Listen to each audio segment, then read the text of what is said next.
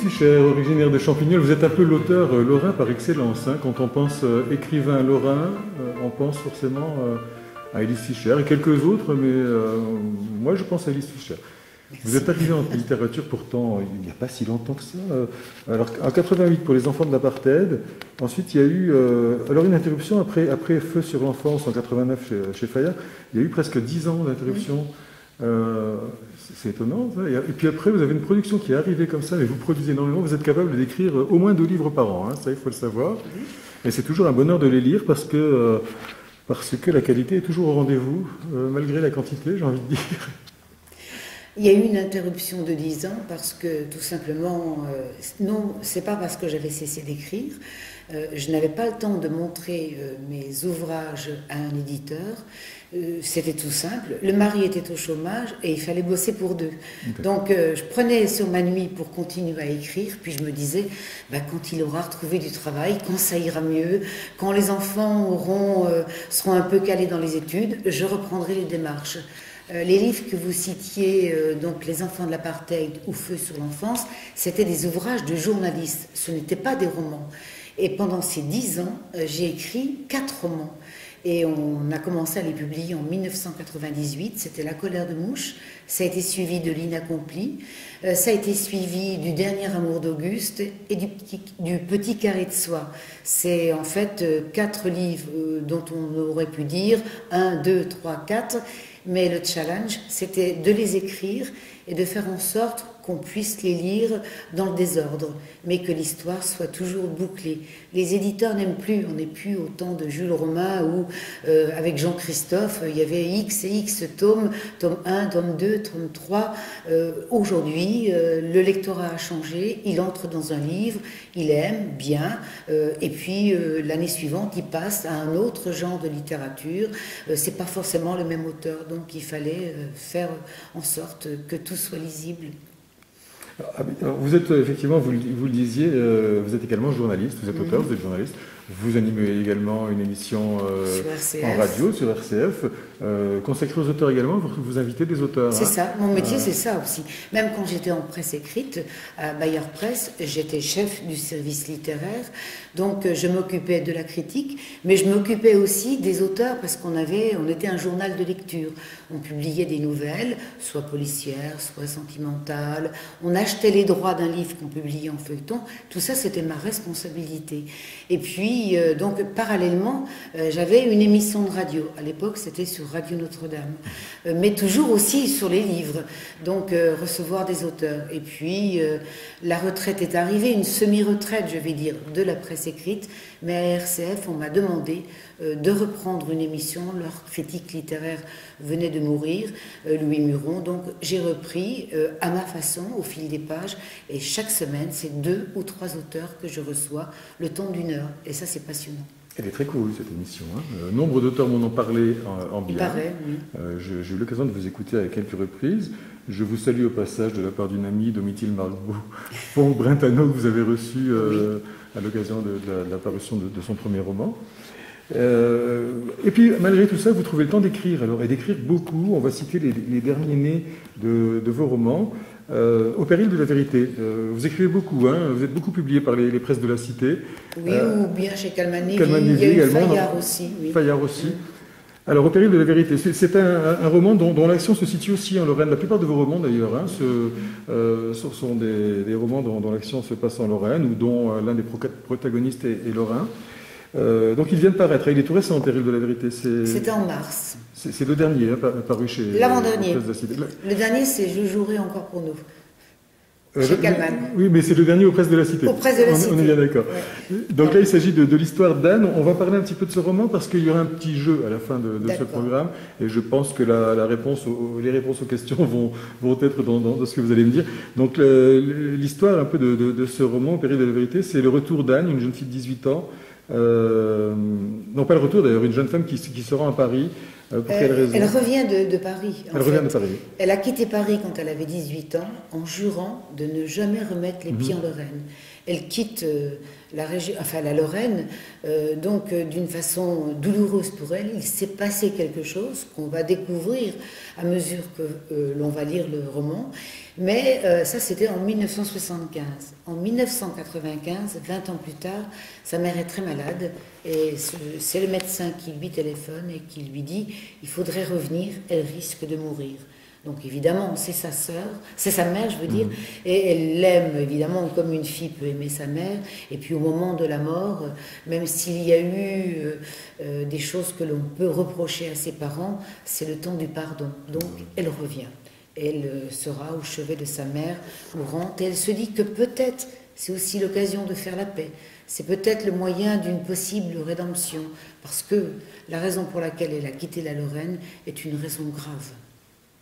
Oui, ça c'est récurrent dans vos romans, il y a toujours des choses très graves. Je repense à un ouvrage que j'avais lu, Les Larmes et l'Espoir, que vous avez coécrit avec Geneviève Sanger. Oui. Ce sont toujours des histoires avec un fond dramatique quand même intense que vous écrivez. Écoutez, on ne va pas écrire un livre en disant page 1, ils se rencontrent, ils s'aiment, page 10, ils se donnent leur premier baiser, page 20, ça y est, ils vont se fiancer, puis ils vont se marier, ils auront un enfant, et puis tout est lisse. Est-ce que ça fait matière? C'est la matière d'un roman. Je pense que toute vie est une lutte, toute vie est difficile, il suffit de regarder autour de soi, mais c'est à partir de ces difficultés surmontées que peut-être on apprend à se connaître, à mieux agir, et que l'on a envie d'écrire un roman pour montrer comment on peut surmonter tout ça. Alors moi, je me posais une question, je me demandais, parce que vous écrivez, on le disait énormément, vos ouvrages sont très très documentés, enfin on apprend des tas de choses sur des villes, des petits villages qu'on ne connaissait même pas, il y a des termes de patois qu'on apprend, le queulot par exemple, je ne savais pas ce qu'était un queulot, c'est le dernier né d'une fratrie. Oui, c'est ça. Est-ce que vous savez que c'est également le nom des habitants du village de Failly? Alors ça, je ne le savais pas. Alors ça, c'est très drôle, c'est une anecdote dont je vais vous parler, parce que c'est très très drôle. Les habitants de Failly s'appellent le queulot, pour la simple raison qu'autrefois le seigneur de cette région, alors c'est le dernier né d'une fratrie, mais autrefois le seigneur de cette région était empêché de dormir par des grenouilles. Alors c'est très rigolo parce que vous avez écrit aussi une série de bouquins, Le rêve de la grenouille et Les amoureux de la grenouille. Et donc pour pouvoir dormir en paix la nuit, il a demandé aux plus jeunes des fils de chaque famille de venir la nuit faire du bruit autour de l'étang. Donc les queulots devaient être actifs pour que le seigneur dorme. Pour empêcher les grenouilles d'empêcher le seigneur de dormir. Et ensuite, donc, la tradition, à la mort du seigneur, cette tradition s'est arrêtée. Les villageois ont voulu la poursuivre, cette tradition, et ont donc créé une espèce de fête, une espèce de carnaval où on se déguise effectivement en queulot, et le nom des habitants est devenu le queulot. Voilà, donc on apprend plein de petites choses comme ça. Alors, est-ce que vous travaillez beaucoup? Est-ce que vous connaissez bien la Lorraine? Est-ce que vous avez voyagé? Comment faites-vous pour savoir autant de choses sur cette région et ses habitants? Je ne connais pas la Lorraine plus que d'autres Lorrains, mais c'est peut-être le fait d'avoir dû vivre en région parisienne pour le travail. D'abord, j'ai suivi mon mari, son travail à l'époque était en région parisienne, donc j'ai trouvé aussi à travailler en région parisienne. Mon métier de journaliste a fait que je suis restée en région parisienne, mais évidemment la famille et les amis restaient en Lorraine, on revenait régulièrement. Et un jour, j'ai eu un reportage à faire pour un journal, c'était à l'occasion de l'installation du nouvel évêque de Nancy. Et donc, on faisait un peu le tour des régions. Et quand on a fait la Lorraine, mon rédacteur en chef m'a dit « La Lorraine, Élise, eh ben c'est pour vous. Vous allez aller voir comment est ce nouvel évêque. Vous allez aller voir comment est le nouveau préfet de Lorraine. » C'était Jacques Chérec, je le connaissais. Vous allez aller voir comment ça se passe à Nancy, l'économie, etc. Et avant de commencer le reportage, j'étais place Stanislas, pas loin de l'office de tourisme. J'ai senti que j'avais peut-être, avant tout ça, besoin de me réconcilier. Et j'ai dit à mon mari, ça ne te gênerait pas de m'emmener à Sion? Là, j'avais l'impression que je prenais un peu de hauteur. Il faisait pourtant froid, c'était en novembre. Je verrais peut-être la ligne bleue des Vosges. Je serais sur l'un des sommets de la Lorraine, qui est important, la colline de Sion. Et peut-être je me dirais, et je me le suis dit, mais bon sang, pourquoi je suis partie? J'étais bien là. Donc c'est un besoin de se réconcilier. Donc en écrivant sur la Lorraine, je suis obligée de revisiter l'histoire de la Lorraine. Et je la découvre toujours plus belle. Et j'ai eu envie de dire aux Lorrains, et c'est pour ça que j'écris sur la Lorraine, et dans la Lorraine, et en Lorraine, mais soyez fiers de votre région. Alors c'est vrai que c'est pas un pays où on lève la tête très haut. C'est vrai qu'à Paris, on se moque un peu de la Lorraine, comme on se moque des ch'tis, on se moque moins de la Bretagne, on se moque moins du Sud. Mais j'ai envie de dire aux Lorrains, mais soyez fiers, il y a une vraie histoire. Il y a des monuments magnifiques malgré les bombardements. On a reconstruit, on a du courage, on a des savoir-faire que l'on prenne aussi bien dans la cuisine, les bergamotes, les macarons à boulet, ceux de Nancy, que l'on voit la faïence, que l'on voit un peu ce qu'on fait à Sarreguemines, etc. C'est riche, c'est beau, mais c'est votre histoire. Et c'est ça que j'essaie de faire. C'est vrai que vous êtes un excellent ambassadeur de la Lorraine, autant pour les adultes que pour les enfants. Vous avez parlé des bergamotes, mais vous n'avez pas parlé du dessert du roi Stanislas. Ah oui. Très beau livre aussi. Hein. Ah, c'est un livre vraiment pour les enfants, mais l'éditrice, qui est une Messine, elle vit à Montigny, je crois. La Feuille de Menthe. Oui, Anne Clévenot et son mari voulaient des livres qui soient sur le patrimoine, mais dont la deuxième partie soit était une initiation aux beaux livres pour les enfants, soit, mine de rien, une manière de rafraîchir un petit peu la mémoire aux parents sur la région dans laquelle ils vivent. Alors, à partir de la Madeleine de Commercy, qui est née, on le sait, d'une bagarre entre le pâtissier et le cuisinier de Stanislas à Commercy, ils se sont battus, le Kouglof est tombé par terre, on disait le baba au rhum, le cher baba de Stanislas, et on n'avait plus le temps d'en refaire un. Et pourquoi mangeait-il du baba? Parce que tout simplement, il avait de mauvaises dents, il était âgé, il lui fallait des biscuits très tendres. Alors il y a une petite voix qui s'est élevée dans les cuisines qui a dit « Moi, je sais faire un gâteau qui va très vite ». Et donc, le gâteau n'avait pas de nom. Et bon, l'histoire de la Madeleine, c'est ça. Stanislas a tellement aimé qu'il a voulu rencontrer la petite fille. Et comment s'appelle le gâteau? Ben non, il n'a pas de nom, c'est ma grand-mère qui le faisait. Ah bon, il n'a pas de nom? Alors toi, tu t'appelles comment? Madeleine. Tu habites Commercy? Oh oui, pas très loin, Majesté. Alors, ça sera la Madeleine de Commercy. Bon, voilà. Très jolie anecdote. Je joue encore pour nous chez Calman Lévy. Donc, cette fois, pour le coup, le dernier ouvrage paru chez Calman Lévy. Encore une fois, une histoire qui se passe en Lorraine. Encore une fois, un lourd secret de famille, une ambiance un peu plombée, un peu pesante. C'est l'histoire, cette fois, d'une jeune pianiste, Anaïs Lange. Que lui arrive-t-il à cette jeune fille alors? Alors, il lui arrive une chose merveilleuse. Elle est déjà une jeune prodige. À ce moment-là, elle est d'origine lorraine, mais elle vit à Strasbourg chez sa grand-mère. Et il faut faire un remplacement de toute urgence, puisque le pianiste Daniel Weigenberg, il existait, il existe toujours d'ailleurs, je crois, qui doit venir en 1975 jouer la partie piano du concerto numéro 5 dit l'Empereur de Beethoven, déclare forfait, il n'est pas bien, il ne peut pas venir. Donc il faut trouver quelqu'un. On ne peut pas jouer ce concerto si on n'a pas un pianiste.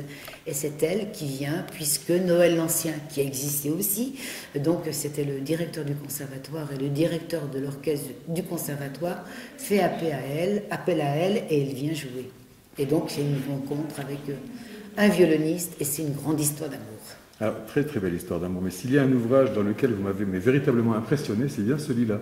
Vous avez une culture musicale incroyable, vous citez un nombre de pièces est considérable, une bonne dizaine voire davantage, avec chaque fois les interprètes de référence.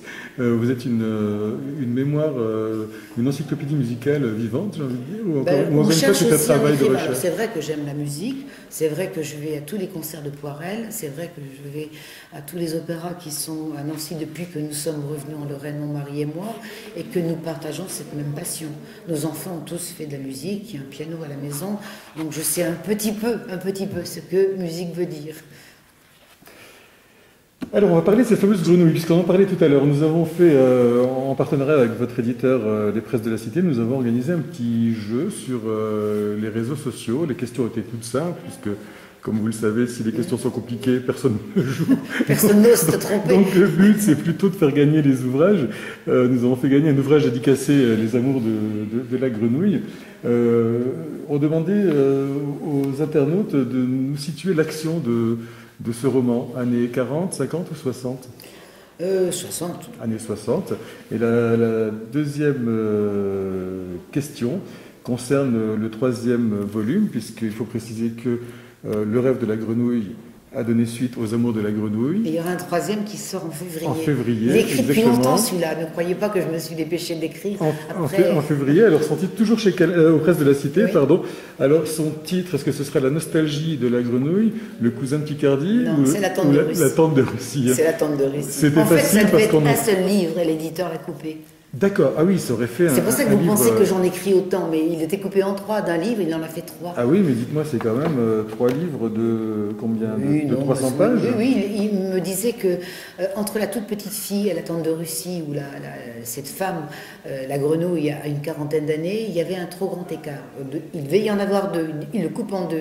Et il me dit en riant, Élise, ça a bien marché, le rêve de la grenouille, la tante de Russie, ça sert très bien, mais vous savez, entre la petite fille de 11 ans et la femme de 40 ans, il y a un trop grand espace. Et je lui ai dit, mais c'était une blague, vous voulez quand même pas que je vous raconte mes amours? Il m'a dit, ben si, justement. Donc ça a été les amours de la grenouille. Alors je dois vous dire que tout le monde est tombé dans le piège. Toutes les réponses m'ont indiqué la nostalgie de la grenouille. Allez savoir pourquoi, il y avait grenouille 2 fois, on s'est dit j'avais 203.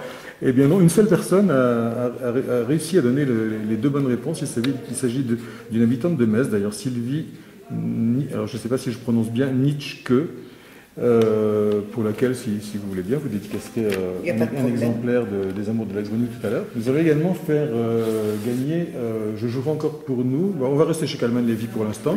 Je jouerai encore pour nous. Il y aura un exemplaire de l'Almanach 2014 des Terres de France à gagner également tout à l'heure avec les Presses de la Cité, mais ça fait beaucoup de cadeaux tout ça. Alors, je jouerai encore pour nous. On va poser 3 questions. Vous posez les questions, je vous donne les propositions ou le contraire. Comme vous voulez. Bon, allons-y pour les questions et puis vous me faites on inversera tout à l'heure. Alors, pour pouvoir gagner donc un exemplaire, cette fois il ne sera pas dédicacé parce que c'est votre éditeur qui va l'envoyer directement. Je jouerai encore pour nous donc d'Élise Fischer chez Calman Lévy. Comment se nomme l'héroïne de ce roman? On l'a dit tout à l'heure. Hein. Alors, il y a 3 propositions. Alors, il y a Anaïs, Gladys, Alice. Voilà, il suffit de rembobiner pour ceux qui nous suivent depuis le début. De quel instrument joue-t-elle? Du piano, du flûteau ou du saxo? Pourquoi pas? Et enfin, de quelle ville est-elle originaire? De Longwy, de Commercy ou de Nancy? Voilà, alors toutes les réponses quasiment se trouvent dans ce qu'on a dit, avec quelques petites pièges. Je fais bien attention parce qu'on a parlé également d'autres choses. Pour pouvoir gagner un almanach, alors il est superbe cet almanach 2014 des Terres de France, des Presses de la Cité, je ne sais pas si vous l'avez vu, mais alors là aussi, pour quelqu'un qui aime mais non, on ne nous l'a encore pas envoyé, je l'attends. Demandez-le lui. Non, il va arriver, il va arriver. D'accord, il est vraiment magnifique et très très intéressant, plein d'anecdotes et de choses très sympas. Donc l'almanach 2014 des Terres de France aux Presses de la Cité, cette fois toujours offert également par Élise Fischer et son éditeur. Je vous laisse cette fois poser les questions peut-être. Alors, l'artiste peintre Georges de la Tour a été baptisé le 14 mars 1593 dans le village de, alors, soit Brin-sur-Seille, soit Savigny-sur-Seille, soit Vic-sur-Seille. Voilà, artiste lorrain dont on ignore la date de naissance précise. Hein, c'est pour ça qu'on parle de la date de baptême. Seconde question, en Lorraine, qu'est-ce qu'un quelot? Alors là, facile. Alors, c'est soit un habitant du village de Failly, soit un rongeur à petite queue, soit le dernier né d'une fratrie. Et là, il y a peut-être 2 réponses. J'allais vous le dire, effectivement. Et troisième question, tous les ans à Metz a lieu la fête d'un fruit représentatif de la Lorraine et l'élection de son ambassadrice. Alors s'agit-il de... La reine des Quetch. Il y en a pas mal dans ces élections. La reine de la Mirabelle ou la reine des fraises. Voilà, en sachant que là aussi il y a 2 choix de réponse possibles, mais que l'une ne concerne pas Metz, mais une ville voisine. Voilà, tout à fait. Alors toutes les infos vont être indiquées en incrustation à l'écran. On va reposer ces questions d'ailleurs par écrit, les infos pour pouvoir jouer, pour pouvoir nous répondre. Et puis, on va souhaiter bonne chance à tous les participants. J'aimerais parler avec vous pendant des heures, Élise Fischer. On se voit trop peu souvent de salon en salon, mais là, vous avez un train à prendre, il vous faut rentrer chez vous. Oui. Alors, je vais vous libérer en vous remerciant infiniment d'être venu. Je précise également que vous étiez la présidente d'honneur, l'invitée d'honneur et marraine. Invitée d'honneur et marraine de la 2e édition du Salon du Livre en hiver de Metz. Et on espère vous revoir, ce sera sans doute pour le salon littérature et journalisme, comme tous les ans. Oui, je suis déjà retenue. Merci à vous, bon retour. Merci. À bientôt. À bientôt.